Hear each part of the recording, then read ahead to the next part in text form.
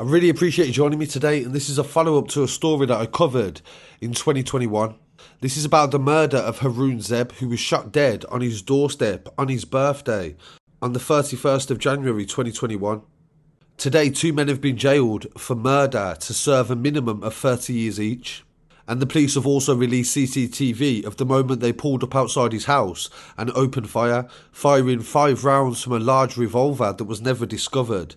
But one of them bullets hit him in the head and proved fatal. Haroon Zeb was a father of 4. He was also the son of the chairman of the mosque in the local area and also ran a taxi business. The police don't know exactly the motive as to why Haroon was drawn into it. They said that he was part of a family that was involved in a feud, but he was never directly involved. And his killers, Hassan, Tasleem and Gurdeep Sandhu, have never admitted why they killed him. Shamraz Ali has also been jailed for 5 years for helping them to try to get away with the murder. CCTV also shows them changing the plates on the vehicle before the shooting, which shows the premeditation and the attempts to cover it up. The police have said in a statement today that they've viewed thousands of hours of CCTV and used forensic experts and scoured social media and phone records in order to connect the killers to the planned murder.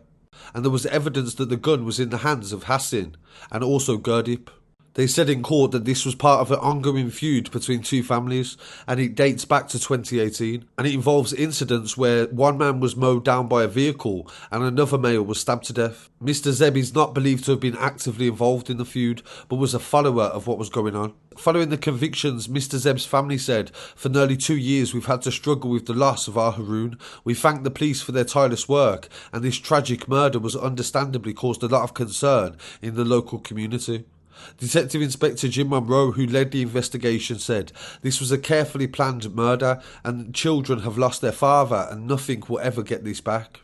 In relation to what they said in court about the history of these families, this goes back to as far as 2017, and it first culminated in 2019 when a man was jailed. Nabir Chowdhury, aged 21 years old, will serve a minimum of 26 years and 37 days for the murder of Yasir Hussain, who was stabbed to death outside the Golden City Takeaway in Dudley in 2018. Mr. Hussain was absolutely nothing to do with the issues that were ongoing. He was visiting his cousin in the local area and he was just stabbed to death after they were ambushed because he was in his cousin's car. It was revealed in court back in 2019 that there had been a tit-for-tat feud between two families in the local area, and afterwards the police escorted the Chowdhury family out of court following the conviction, and there was a large confrontation outside. Several van loads of officers had to come from Aston in order to be able to stop any violence occurring after the sentencing. It was reported at the time that the brutal murder came after a feud between two warring families that escalated into horrific violence. The intended target of the attack was Mohammed Hussain,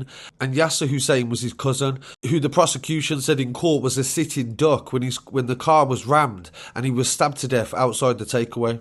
The murder of Yasir was a culmination of tit-for-tat incidents between two feuding Dudley families, many of them involving hit-and-run attacks, the court heard. On November the 26th, Chowdhury is alleged to have mowed down a man called Mohammed Wasim as he stood on the pavement in Shaw Road, Dudley. As a result, Mohammed Hussain, a driver for Golden City Takeaway, asked his cousin who was visiting from Burnley to come with him on his rounds so that he wasn't alone.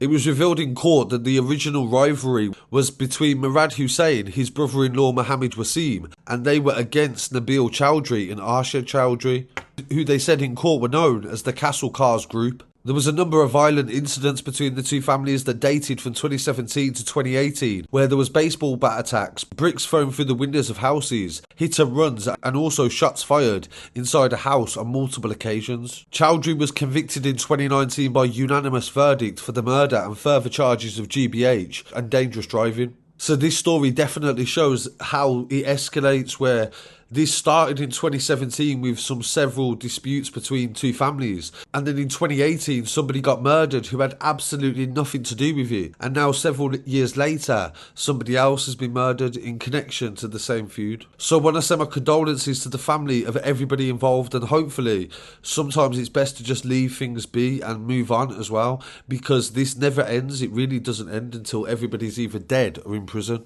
So really appreciate you joining me today. Please don't forget to like, comment, share and and subscribe. I'll be back again very shortly with some more news. Don't forget to follow on social media as well at Scarcity Studios. And don't forget to share and tell somebody about the channel. Thank you.